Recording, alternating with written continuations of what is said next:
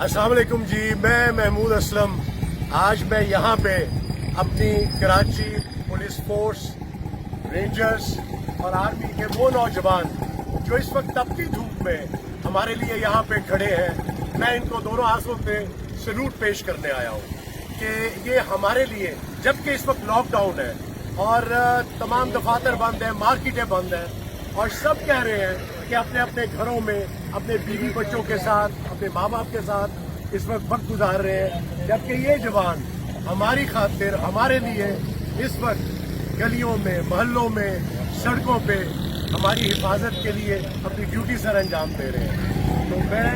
इन 6 जवानों को दोनों हाथों से सैल्यूट करता हूँ और इनके लिए दुआ करता हूँ कि अल्लाह ताला इनको सेहत दे, इनको अपने हिफ्ज़ व ईमान में रखे और ये इसी तरह हमारे लिए दिन रात एक करके काम करते रहे।